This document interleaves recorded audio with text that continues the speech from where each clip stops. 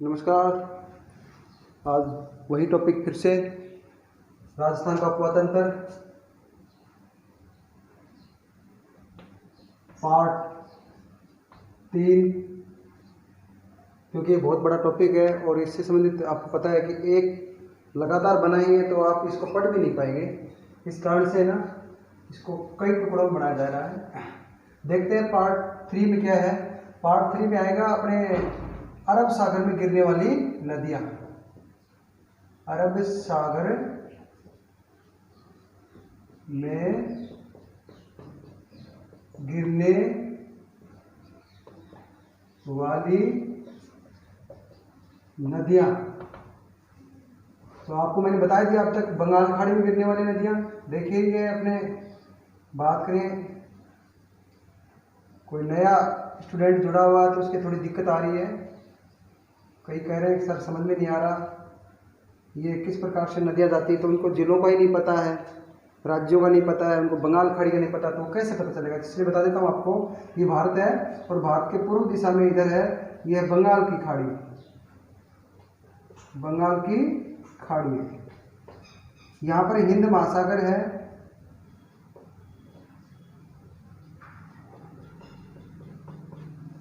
हिंद महासागर के ये महासागर आपको पता है 4 बड़े महासागर हैं, उसके 2 पार्ट, एक तो बंगाल की खाड़ी और एक अरब सागर। अरब सागर भारत के पश्चिम में स्थित है। ये अपने राजस्थान है और राजस्थान से नदियां हैं। कुछ नदियां इस प्रकार से इधर बंगाल खाड़ी में अरब सागर में गिरती हैं और कुछ नदियों का पानी है वो यहाँ देखिए, ये यमुना है, यमुना में जाता है। यमुना, ये यमुना नदी है, यमुनोत्री से निकलती है। फिर ये गंगा है और गंगा है इस यमुना का पानी लेकर के, क्योंकि चंबल का पानी यमुना में मिल गया और चंबल की सहायक नदियां हैं बहुत सारी। अरावली के पूर्व में सारी नदियां हैं, उनका पानी लेकर के चंबल नदी है वो यमुना में चली गई और यमुना कहाँ चलेगी, गंगा में। ये त्रिवेणी संगम हो गया प्रयाग इलाहाबाद में। फिर गंगा नदी आगे बढ़ती है, पद्मा के नाम से ये जानी जाती है। बांग्लादेश में इसका पद्मा नाम है गंगा का। इधर से एक ब्रह्मपुत्र नदी और आती है, ब्रह्मपुत्र। तो ब्रह्मपुत्र है, ये ब्रह्मपुत्र और पद्मा दोनों मिल जाती हैं, ये मेघना बन जाती है। अर्थात मेघना के नाम से यह कहाँ गिर जाती है, यहाँ समुद्र में, बंगाल खाड़ी में। यहाँ पर आपको पता है विश्व का सबसे बड़ा डेल्टा, सुंदरवन डेल्टा बनाती है नदी, सुंदरवन डेल्टा। ऐसे प्रश्न पूछ लें आपसे कि चंबल नदी का पानी है वो कौन से डेल्टा में गिरता है, अभी तक आपने पढ़ा भी नहीं होगा ये प्रश्न, तो ध्यान रहे ये सुंदरवन डेल्टा में गिरता है। क्योंकि ये चंबल नदी का पानी यमुना में, यमुना का गंगा में, गंगा का ब्रह्मपुत्र के साथ मिलकर के सुंदरवन डेल्टा अर्थात बंगाल की खाड़ी में गिरता है। ऐसे पश्चिम, जो अरावली के पश्चिम में या कुछ दक्षिण की नदियां हैं वो अरब सागर में गिर जाती हैं, कुछ आंतरिक प्रवाह की नदी हैं। तो अब हम अरब सागर में गिरने वाली नदियां पढ़ेंगे, ठीक है। बंगाल की खाड़ी में गिरने वाली नदियां हमने पढ़ ली हैं, अब अरब सागर में गिरने वाली नदियों के बारे में देखते हैं।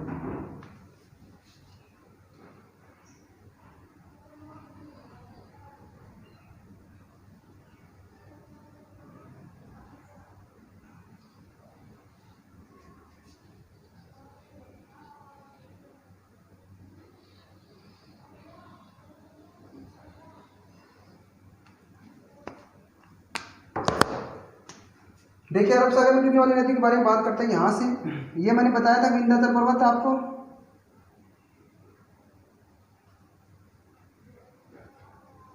ये विंध्याचल पर्वत मध्य प्रदेश और गुजरात में भी है, राजस्थान में भी इसका कुछ हिस्सा है, जैसे धौलपुर वगैरह इस क्षेत्र में।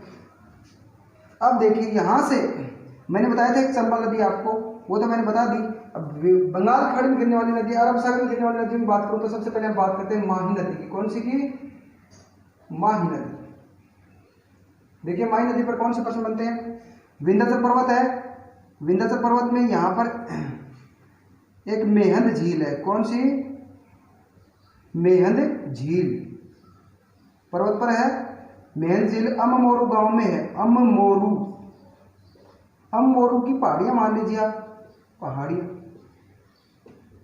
है। तो विंध्याचल पर्वत की ध्यान रहे, चंबल विंध्याचल पर्वत से निकलती है, श्रृंखला है विंध्याचल पर्वत तो बहुत बड़ी, लेकिन उसी में जो पार्ट मान लें, गांव का मान लें, गांव की पहाड़ियां मान लें, वहां से मेहंद झील से अमोर पहाड़ी से निकलती है नदी और इस प्रकार से देखिए दक्षिण से उत्तर की ओर बहती है, उत्तर की ओर बहती हुई फिर वापिस है ना यहाँ से मुड़ करके फिर वापस दक्षिण की ओर चली जाती है।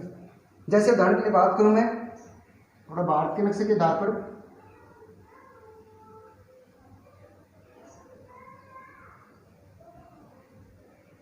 ये देखिए इस प्रकार से ये अपना राजस्थान का नक्शा है। ये मान लीजिए यहाँ से नदी इस प्रकार से करके कहाँ पर चलेगी, अरब सागर में। देखिए इस प्रकार से दक्षिण हिस्से को छू करके, तो इस प्रकार से है ना, ये ध्यान रहे यहाँ पर ये बांसवाड़ा जिला है। कौन सा है, बांसवाड़ा, ठीक है। और इस प्रकार से ये है ना,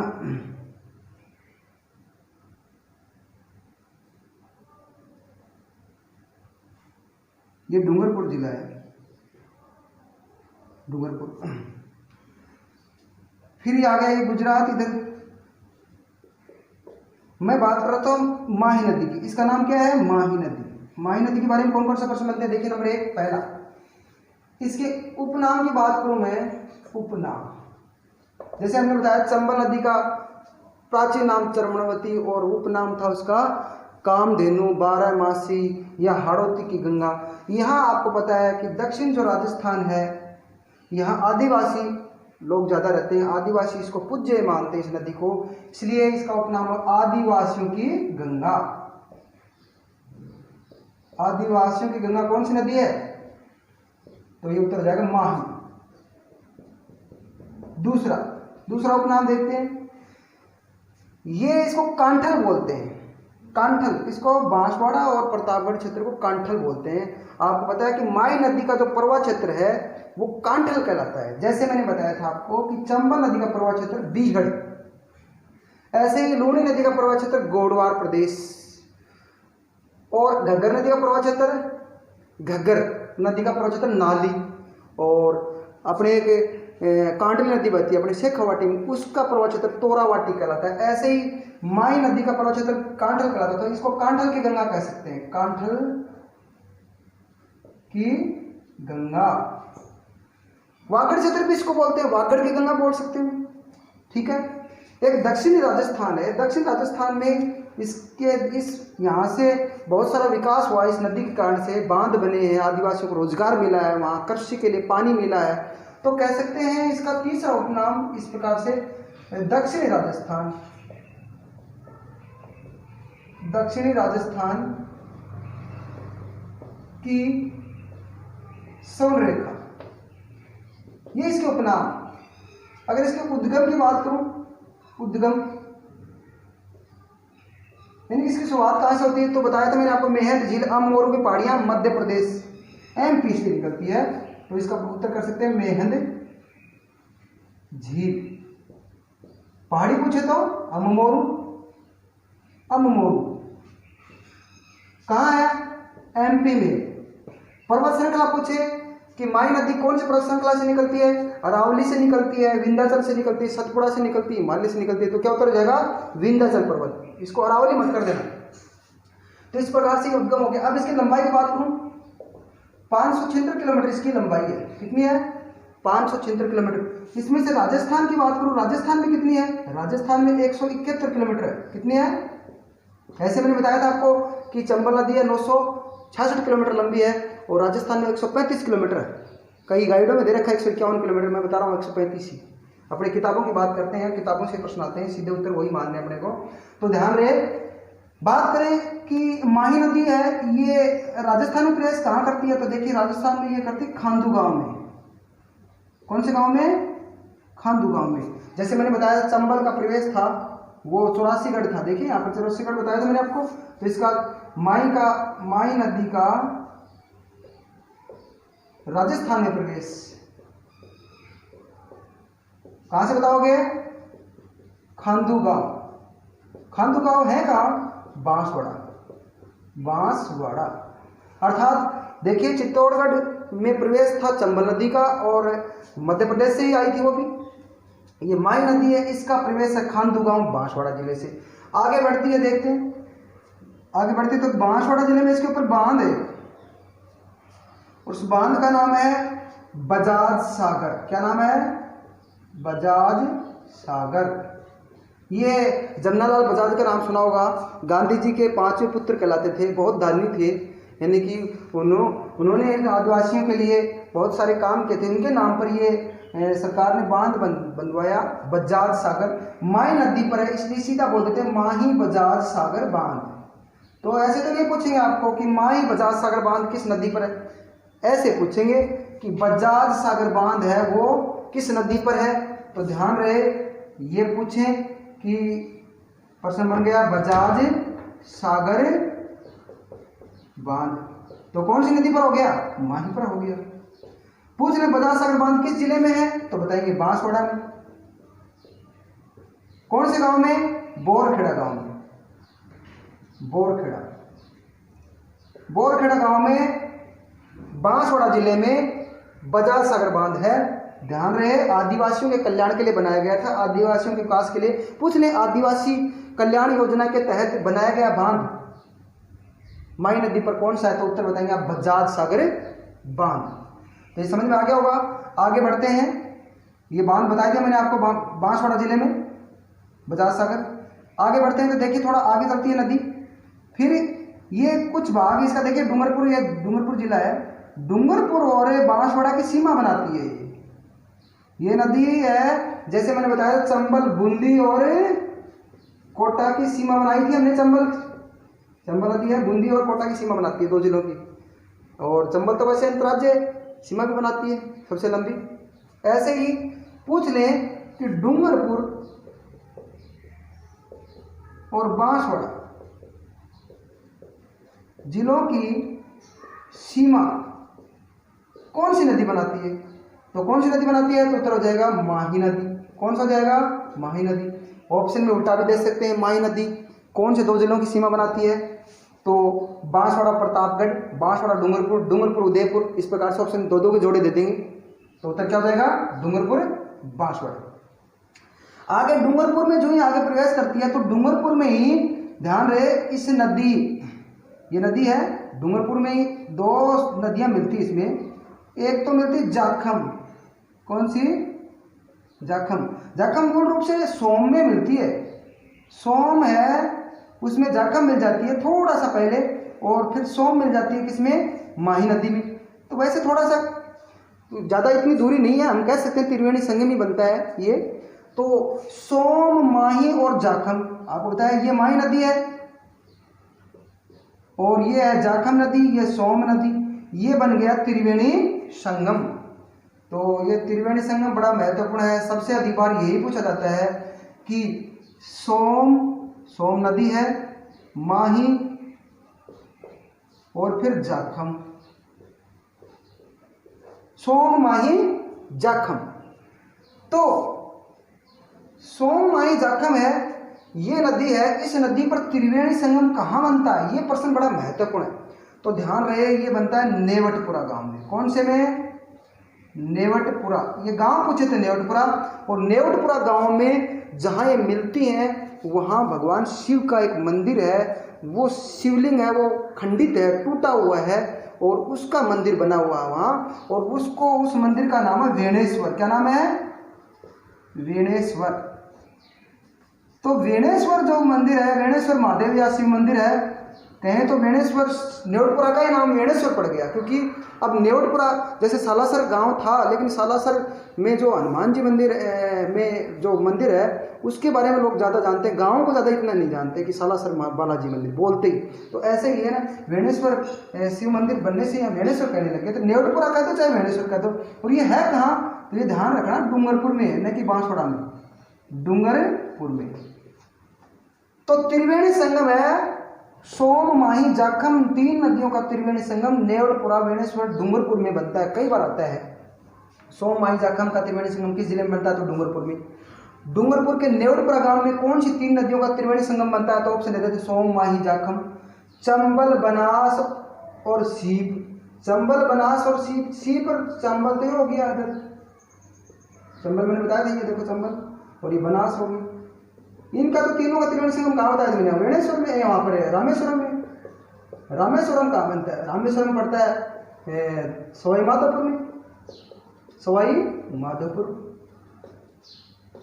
तो ध्यान रहे ये ऐसे जोड़ बना देंगे, सोम, माही, जाखम, चंबल, बनास, सीप, एक मैंने बताया था बनास, बेड़च और मेनार जो बीगोद में, एक बताया मैंने आपको बनास के खारी और डाई, ठीक है ना, तो वो बताया था मैंने आपको राजमहल में, तो वो भी नहीं है। तो वो 3-4 संगम है, लेकिन सबसे महत्वपूर्ण ये कि नेवरपुरा में ये जो त्रिवेणी संगम है वो कौन सी नदी होता है, सोमवाई जखम। ध्यान रहे, इस समय एक महत्वपूर्ण प्रश्न और बनता है, यहाँ एक बहुत बड़ा मेला भरता है आदिवासियों का।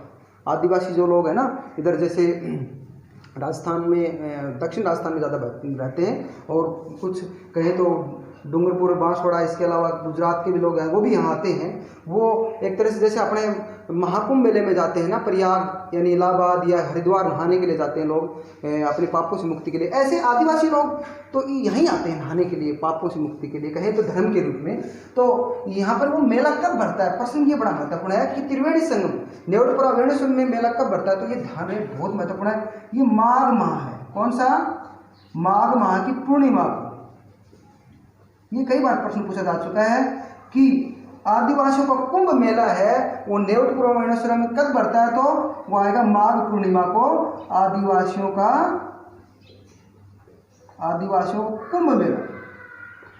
कुंभ मेला भरता है, और कुंभ मेला बताया आपको डूंगरपुर में भरता है माघ पूर्णिमा को। ये क्लियर समझ में आ गया होगा आपको।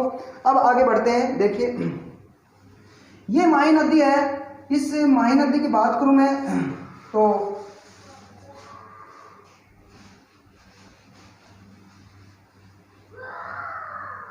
देखिए माही नदी आगे बढ़ गई है, और माही नदी पर एक कडाना बांध हो रहा है। कौन सा है, कडाना बांध। कडाना बांध कहाँ है, गुजरात में, गुजरात।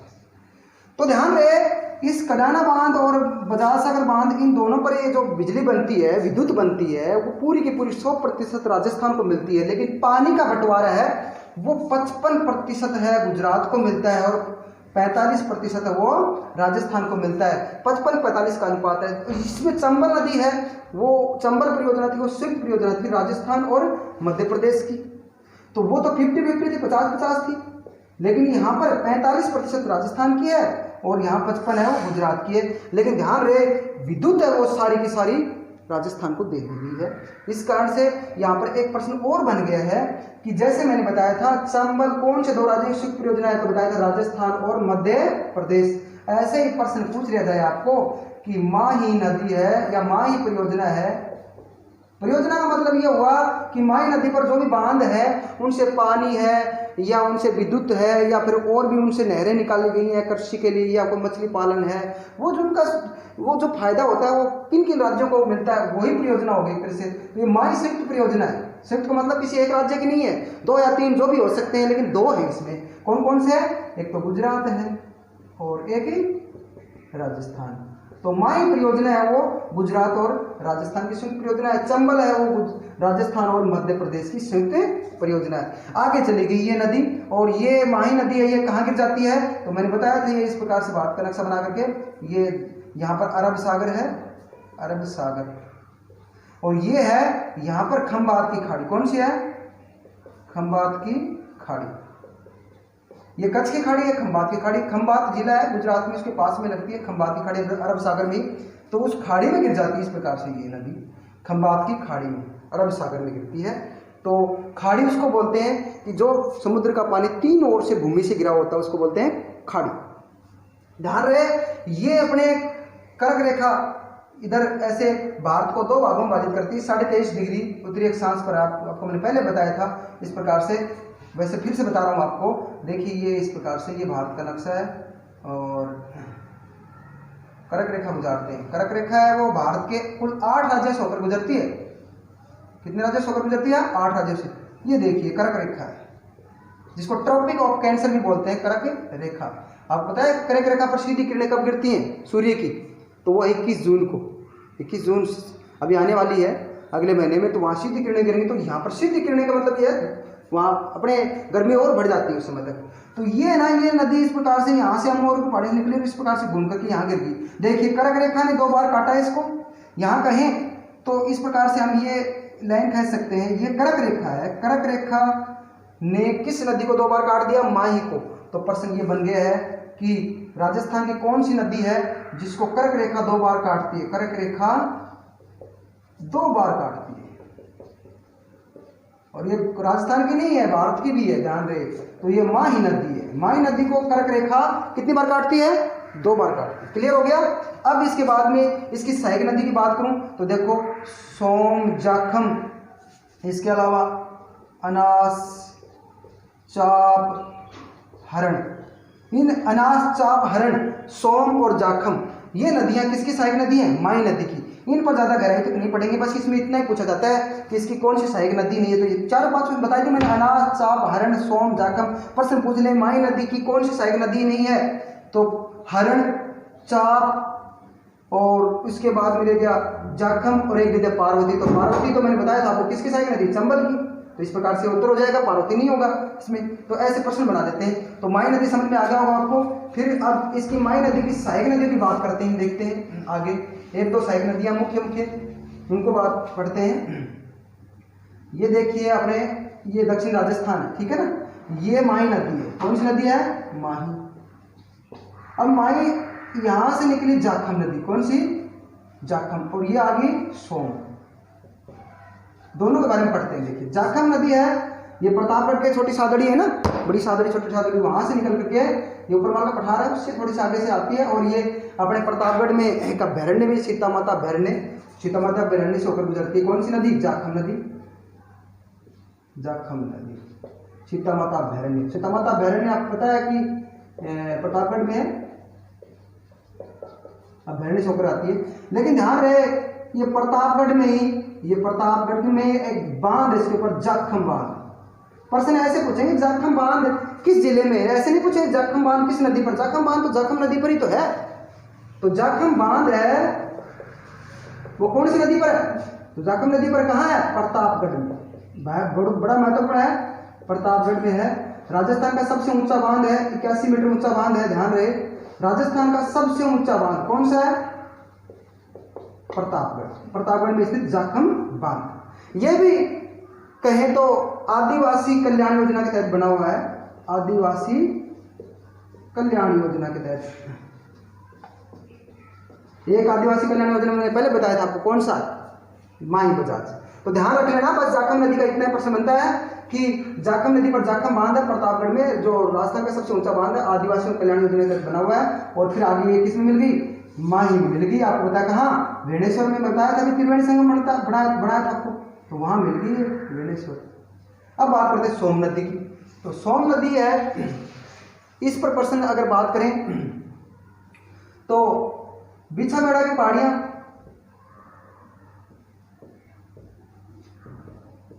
बिछागढ़ा की पहाड़ियां यहां से निकलती है उदयपुर से।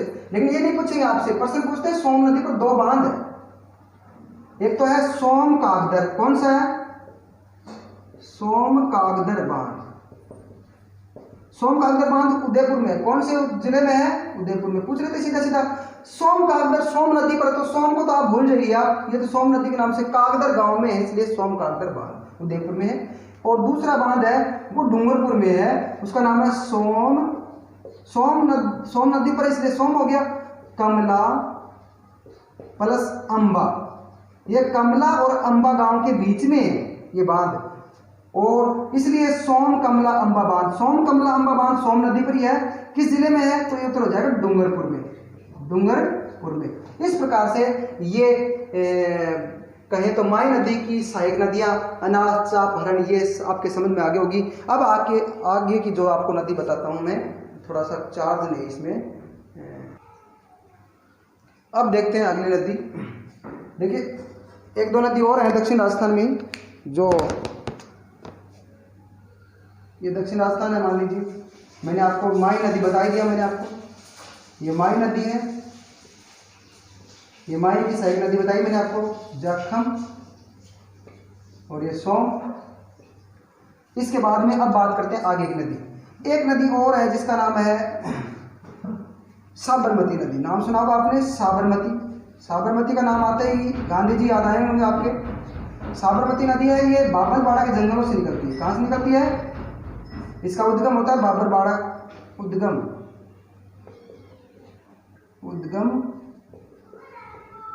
बाबलबाड़ा के जंगल। यहाँ से उसका उद्गम होता है और फिर ये राजस्थान से उदयपुर से निकल करके और फिर कहाँ से जाती है, गुजरात में। और गुजरात में इसके ऊपर दो शहर हैं, एक तो अहमदाबाद और दूसरा है गांधीनगर, जिसकी राजधानी है गुजरात की। फिर कहाँ गिर गई है, ये भी खंबात की खाड़ी में गिर जाती है, खंबात की खाड़ी में। देखिए अब इस पर क्या प्रश्न बनता है, ये प्रश्न तो बड़े महत्वपूर्ण है। राजस्थान की कौन सी नदियां हैं वो जो खंबात की खाड़ी में गिरती है, खंबात की खाड़ी में गिरती है। ऑप्शन देता हूं आपको। नंबर 1 ऑप्शन आ गया, मान लीजिए बनास प्लस माही। दूसरा है चंबल प्लस माही। तीसरा है लूणी प्लस माही। चौथा है साबरमती प्लस माही। तो कौन सा उत्तर होगा इसमें, तो ध्यान रहे इसमें उत्तर होगा साबरमती और माही, क्योंकि साबरमती और माही दोनों ही कहाँ गिरती है, खंबात की खाड़ी में, अरब सागर में गिरती है।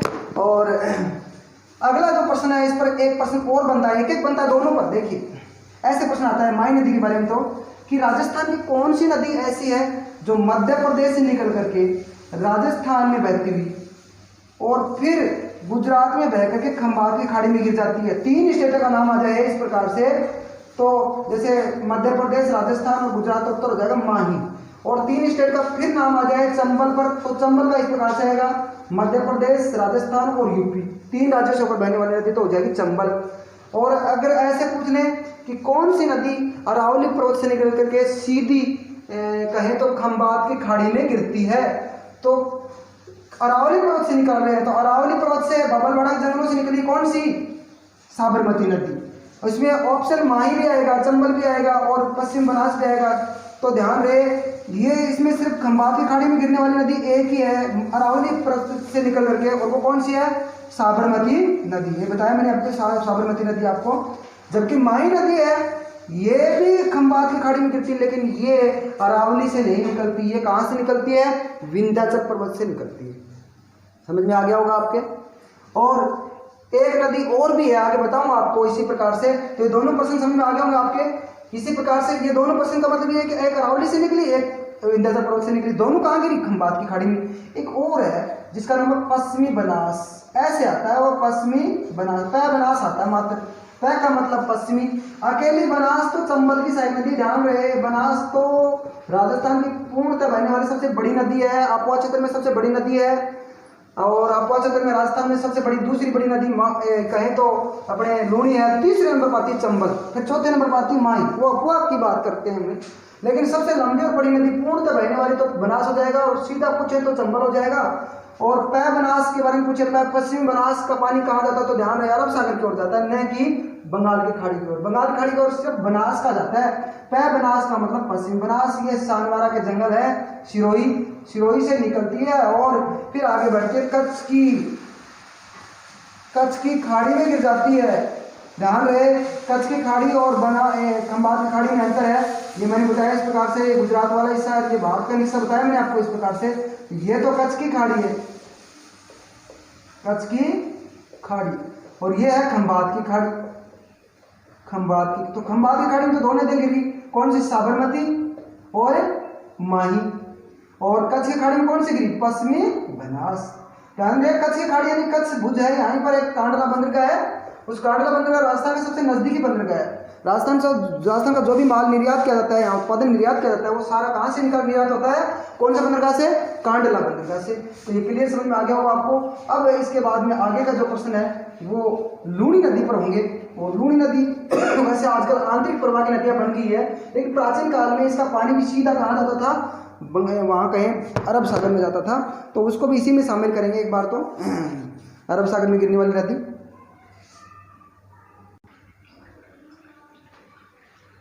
आगे देखते हैं, अब बात करते हैं लूणी नदी की। लूणी नदी, देखिए लूणी नदी की बात करते हैं तो फिर से एक बार नक्शा बनाना पड़ेगा अपने को, बिना नक्शा के तो हम चल ही नहीं सकते। नक्शा कभी कभार बिगड़ जाता है ना।